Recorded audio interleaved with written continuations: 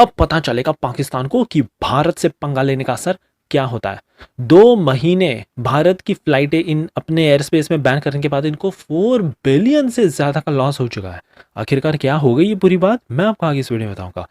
अब अमेरिका ने इतना सब कुछ कर दिया भारत के साथ 50% टैरिफ लगाकर, फिर भी इंडियन आर्मी अमेरिका के स्ट्राइकर एपीसी को वैलिडेट करना चाहती है और मोस्ट प्रॉब्ली इनको कॉन्ट्रैक्ट देना चाहते हैं। आखिरकार क्यों? और कई तमाम क्रिटिक्स भी इसको क्रिटिसाइज करने लग चुके हैं। मैं आपको आगे इसकी डिटेल्स बताऊंगा। एक भारत का बहुत ही कमाल का रेवोल्यूशनरी स्टार्टअप यहाँ पर निकल कर आया है। ऐसी कमाल की आइडिया तैयार कर रहा है ये कि आपके जो भी जितने भी पार्सल है वो एक दिन के अंदर चाहे मुंबई से दिल्ली से कहीं से भी इजीली आ सकते हो, वो भी पूरी तरह से ऑटोनोमसली। बहुत ही कमाल की ये टेक्नोलॉजी है, मैं आपको आगे इस डिटेल में बताऊंगा। टाटा ने तो कमाल ही कर दिया। एक ऐसा फुल बॉडी बुलेट प्रूफ तैयार किया है पूरा सूट कि ये AK-47 तक के बुलेट्स को भी इजीली झेलता है और इसको कुछ भी नहीं होता है। तो वहीं दूसरी तरफ भारत ने एक cutting edge hypersonic testing facility तैयार कर ली है। तो बस अब चाहे हाइपरसोनिक मिसाइल हो या कोई भी वेपन हो या ग्लाइडर व्हीकल हो या 5th generation fighter jet, easily Bharat इसकी टेस्टिंग कर सकता है। फाइनली देखेंगे कि कैसे भारत अब एक 800 किलोमीटर रेंज की ब्रह्मोस पर काम कर रहा है और इसके भारत 110 ऑर्डर जल्दी प्लेस करने वाला है। सो काफी इंटरेस्टिंग आज की सीरीज होने वाली है, इसलिए प्लीज आप एंड तक देखिएगा। विदाउट एनी फर्दर डिले बढ़ते हमारी पहली और काफी इंटरेस्टिंग खबर की तरफ से जो आ रही है पाकिस्तान के 4 बिलियन लॉसेस को लेकर। अब रिसेंट जानकारी के मुताबिक बताया जा रहा है कि पाकिस्तानी एयर स्पेस जो अभी के समय में इंडियन फ्लाइट्स और इंडिया में रजिस्टर्ड एयरक्राफ्ट्स इनको बैन करके बैठी हुई है अभी तक। 2 महीने के भीतर ही इनको 4.1 बिलियन रुपीस का लॉस हो चुका है। That means almost 127 crore rupees आप कह सकते हो।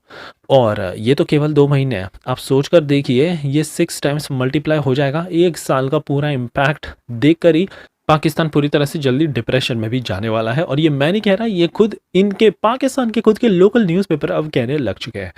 हमारी अगली खबर आ रही है अमेरिका के स्ट्राइकर एपीसी को लेकर। अब यहाँ पर इतना सब कुछ हो गया, अमेरिका ने 50% टैरिफ भारत पर लगा दिया, चीन पर कुछ 25%, रशियन ऑयल का टैरिफ लगाया नहीं है।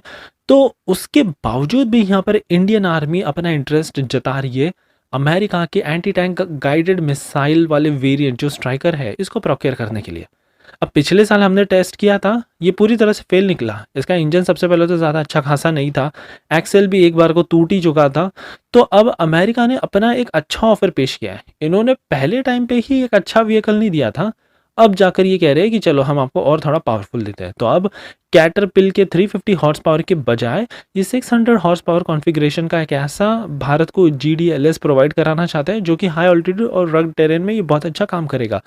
और जो पहले वाला था इन्होंने दिया था, बिल्कुल भी एम्फीबियस कैपेबिलिटी इसमें नहीं थी।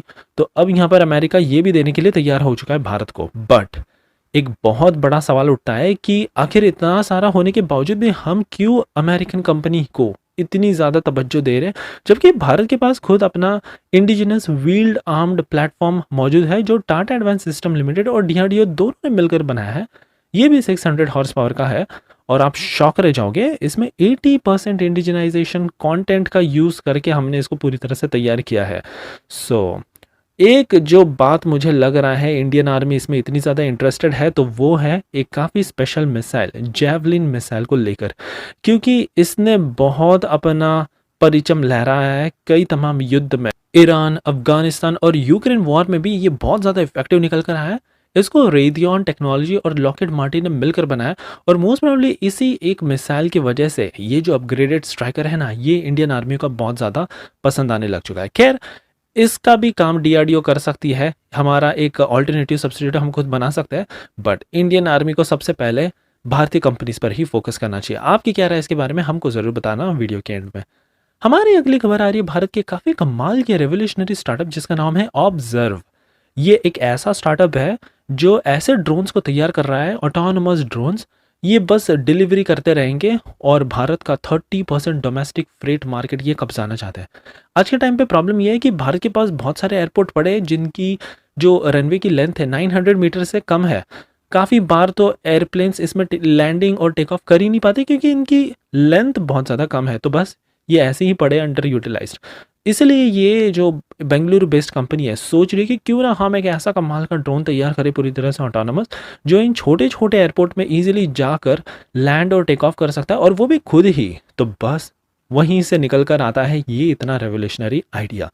और रेंज की बात मैं आपको बताऊँ, 300 से लेके 1500 किलोमीटर्स की इसकी रेंज है।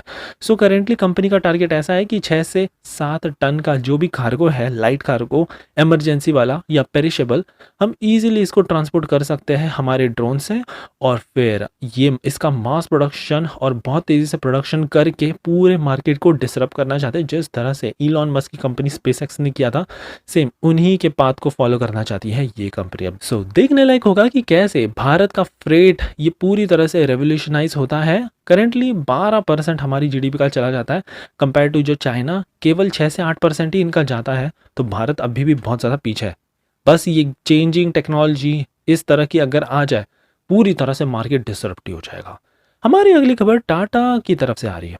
अब यहाँ पर टाटा एडवांस सिस्टम लिमिटेड ने बहुत ही कमाल का भारत का most advance indigenised fully body proof suit तैयार कर दिया है। ये ऐसा वैसा सूट नहीं है। AK-47 भी अगर आप 10 मीटर की इतनी पास से फायर कर दो ना, इसका कुछ भी नहीं बिगड़ता। तो मैं आपको बताता हूँ इसकी खास बात। सबसे पहले तो इसको डेवलप किया गया है under the leadership of major Anoop Mishra ji. ये वो व्यक्ति हैं जो खुद एक स्नाइपर की बुलेट को झेल चुके हैं, पूरी तरह से ये सेफ रहे, और इसी से इंस्पायर इनको मिला कि क्यों ना एक लेवल 4 इसी तरह का एक सूट तैयार किया जाए। तो बस अब यहाँ पर निकल कर आ चुका है 360 डिग्री बैलिस्टिक प्रोटेक्शन। सबसे पहले तो इसकी कमाल का फीचर ये है कि इतना ज़्यादा लाइट है कि फेदर वेट कॉम्बैट इसको बताया जा रहा है, इतना ज़्यादा ये लाइट है और किसी भी साइज़ में ये फिट हो जाता है। यहाँ पर हमने 2 लेवल की सिक्योरिटीज़ प्रोवाइड की है, एक है L3 और एक है L4। L3 है सॉफ्ट आर्मर और L4 है हार्ड आर्मर पैनल्स। बहुत ही कमाल का एक सीक्रेटिव मटेरियल्स हमने इसमें यूज़ किया है, जो AK-47 के अटैक को भी पूरी तरह से बेकार बना देता है। तो बस अब हमने डिसाइड किया है मास प्रोडक्शन स्टार्ट कर इंडियन आर्मी को सप्लाई करना स्टार्ट कर देंगे। Specially line of actual control में बेचारे हमारे जो जवान हैं, उनको ये कंपलसरी ही कर देंगे और उनको सबसे पहले इस तरह की सूट्स हम प्रोवाइड करना स्टार्ट करेंगे। हमारी अगली खबर आ रही है भारत के कमाल के cutting edge hypersonic testing wind tunnel के ऊपर। 1 मीटर डायमीटर का एक hypersonic wind tunnel recently Bharat ने बनाया, और अब भारत कह रहा है कि हम यहाँ पर चाहे कुछ भी हो, चाहे हाइपरसोनिक ग्लाइडर व्हीकल हो, हाइपरसोनिक मिसाइल हो, 5th generation 6th generation fighter jet का मॉडल हो, जो भी कुछ टेस्ट करना है सब कुछ यहाँ भेज दो, हम खुद टेस्ट करेंगे। और अब लंदन और बाकी के देशों और सिटीज़ में भेजने की इनको ज़रूरत ही नहीं है। तो करेंटली भारत ने 2 मॉडल भी पेश किया है। एक है हाइपरसोनिक ग्लाइडर व्हीकल का, जिसकी स्पीड मार्क 5 की बताई जा रही है, और दूसरा एक है रशियन मिसाइल से इंस्पायर्ड हमारा एक हाइपरसोनिक क्रूज मिसाइल, जिसमें स्क्रैम जेट इंजन डाला गया है। मार्क 9 की इसकी स्पीड है और 1000 किलोमीटर्स की इसकी रेंज है। लेकिन ये जो विंड टनल हमने डिज़ाइन की है, अब पूरी तरह से हमारा डेवलपमेंट का कॉस्ट बहुत कम करेगी और डेवलपमेंट बहुत ज़्यादा फास्ट अप हो जाएगा। A सैंपल, B सैंपल और स्टार्टअप प्रोडक्शन में तो बहुत बड़ी हेल्प मिलेगी। सो ये थी हमारी कमाल की न्यूज़ सीरीज़। आई होप आपको आज की सीरीज़ पसंद आई हो, और एज यूजुअल प्लीज़ एक लाइक करना मत भूलिएगा आप कैसे कमाल का सपोर्ट दिखाने के लिए।